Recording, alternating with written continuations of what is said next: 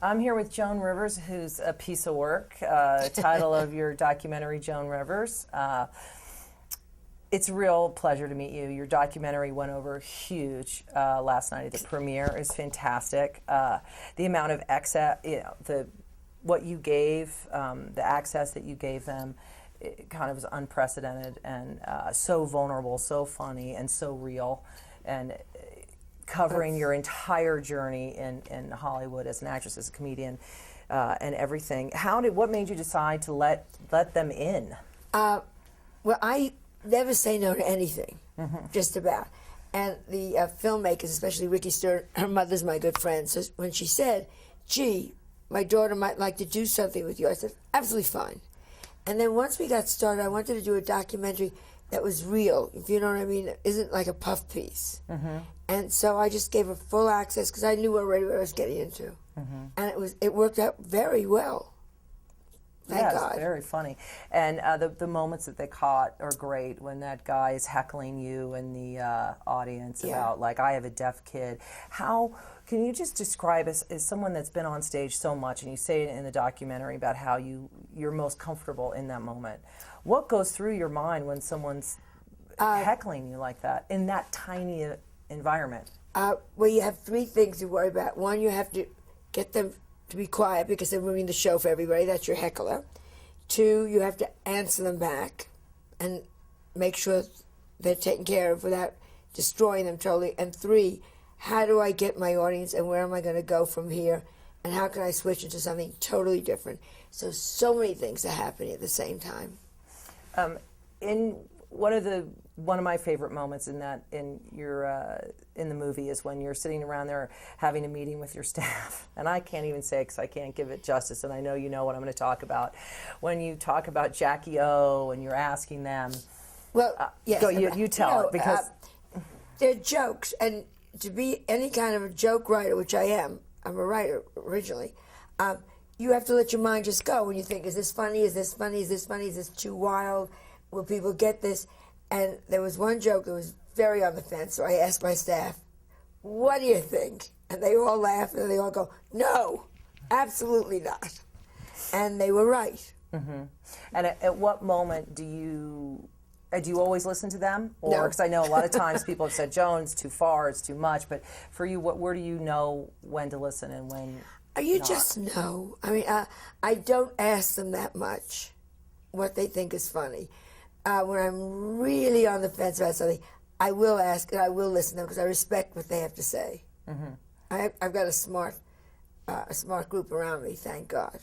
Now, when you're writing your jokes out, you write most of your jokes, right? All of them? I write all my jokes. I buy every now. Somebody sends me in a joke, of course, if it's good, I buy it. Right. I'd be a fool not to. Gee, a lady in Wisconsin thinks blah, blah, blah. That's great. The check goes right after her.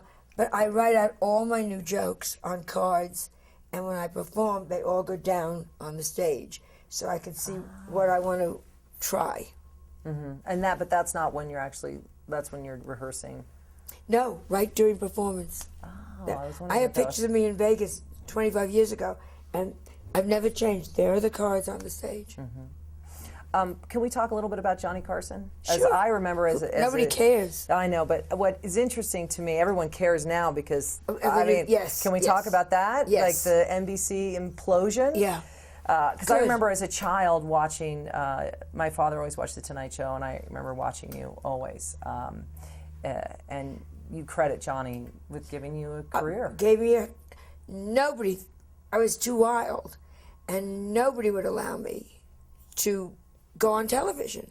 I was brought up to the Carson show 7 times, and finally they put me on, not as a comic, as a girl writer. And in the worst spot, the last spot. And he said, on the air, you're going to be a star.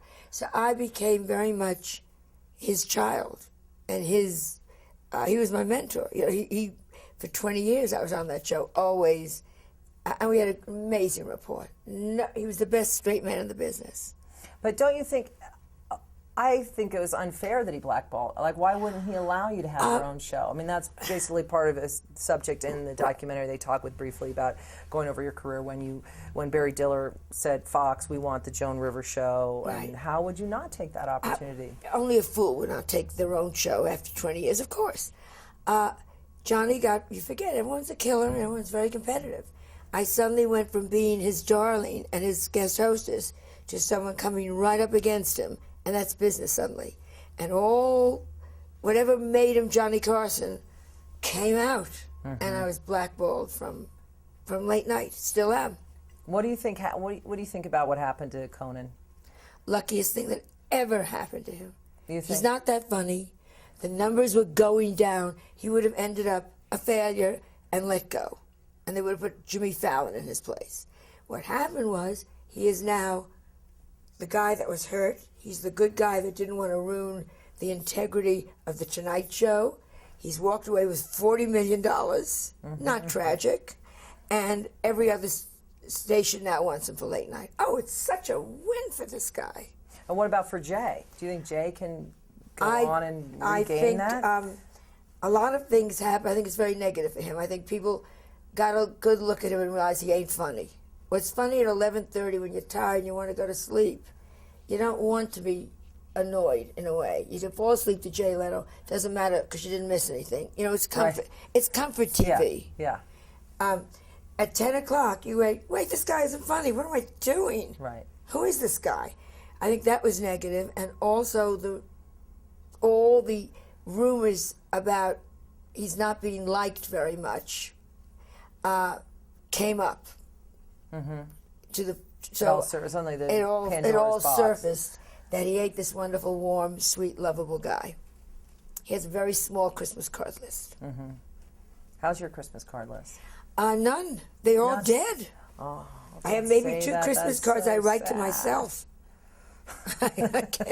Oh, look, they're still alive. Yeah, I love Christmas cards. I love when they keep sending you their ugly children and they keep growing up and getting uglier. Yeah. It just makes me laugh. I had a whole discussion about that. Like, do you send it, and then when your kids start to get ugly, do you just stop sending them? Preteen on, don't send them anymore. Right. Cutoff is what, 10 and under? How old's Cooper? Cooper's 10. Still adorable. Yeah, he's very cute. He's just 8, so that's fine. Right. I figure we have 2 more years and the pimples start and that horrible little mustache comes. No more Christmas cards. So this movie, in a sense, is a celebration of you and your drive. And one of the things that I appreciated so much about this is when you talk about show business and how. And actually, Melissa, I thought this was a great quote when she talked about the career as like a sibling. Absolutely. Like it was the career and how it's not an 8-hour day. It's 24 hours. Anyone in any business that is truly successful, and I have friends that are fashion designers, I have friends that are artists, they don't stop. They don't say, gee, 5 o'clock, time to go. There's no such thing. You work and you're constantly thinking about it. And that's great. Yeah, no, it's great.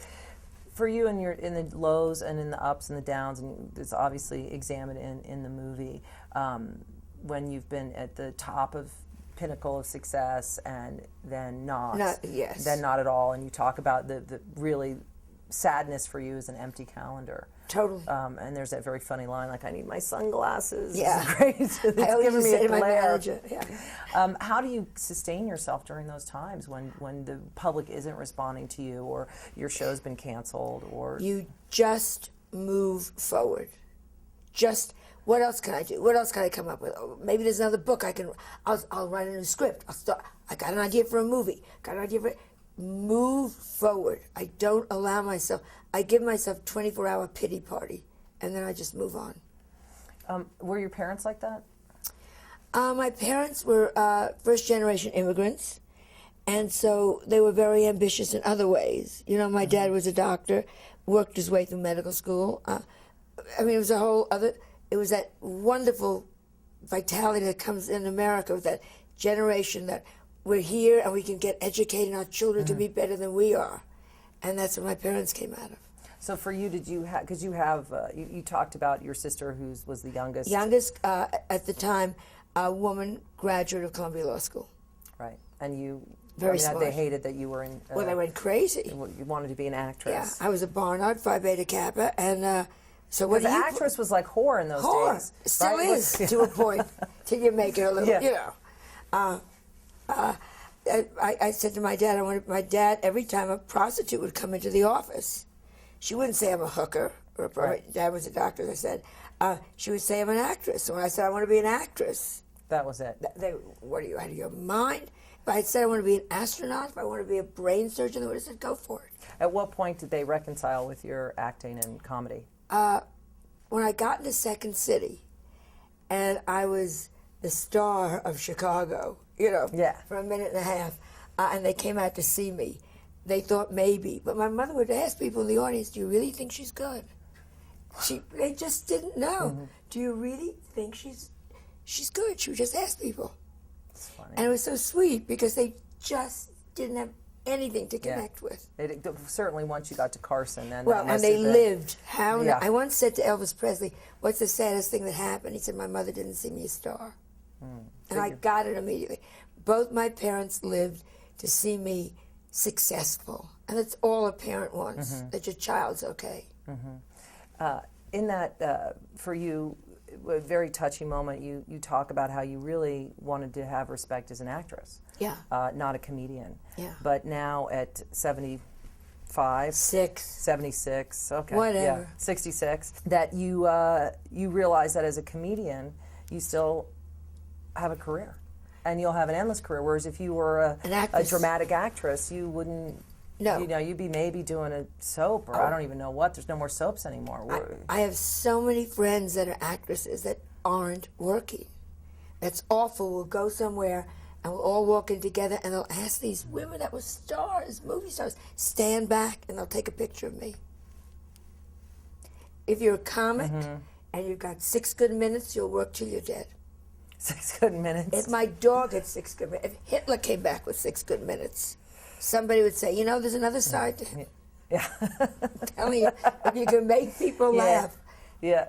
it's You great. got It's it. great. Have you ever felt bad? Any of the red carpet stuff that you did that you basically invented? I mean, can I almost say that? Yes. Realistically, Somebody said, Melissa and I made walking into a building into an event. Isn't that absolutely, nice? but it Great. created. It's true because there's now it's a slang, a red carpet, and now which I found so interesting. I was at this party and I was actually talking to Julianne Moore, and she was saying about love how her. she's such a great actress and she's fantastic in Tom Ford's movie The Single Man, and she was saying how now these shows become almost an audition. Like you look good because there's so few parts that walking that red carpet and presenting at the Oscars or presenting at the Golden Globes becomes its own job. Yes. Whereas before it was like, oh, I don't want to do that. Now it's such a rat race. And it's also so controlled now because you have right off camera you have the PR lady. And if I dare to say I didn't like Nicole Kidman's dress, I won't get the PR ladies 4 people behind me. right. So you can't say anything to them, and you can't ask them anything. Can't talk to Brad and Angelina about anything. You can't say you're still drinking blood. Yeah. Can't say that. And so it's no fun. It's much more difficult. Did you have fun though when you In the were beginning, doing it was great. Yeah. Beginning, there was nobody else on the carpet Yeah. but us, and you'd see them. My first interview was John Travolta, and it was like, "What are you doing here? How are you? I'm back. You just coming to the Tarantino film," and it was wonderful. People talk to you about things. Now all they tell you is they have a lucky charm, where they were when they were. They found out they were auditioned, and they loved everybody on the cast. And you want to go, oh, your nose is growing back. It's so boring. Yeah. I interviewed Ron Galella, who Yes. Galella, I think. Yes, Mispronounced his Ron name. Yeah. And it's interesting. He's got a great documentary here about Smash the Camera and his obsession with Jackie O and Redford and Newman and all these people.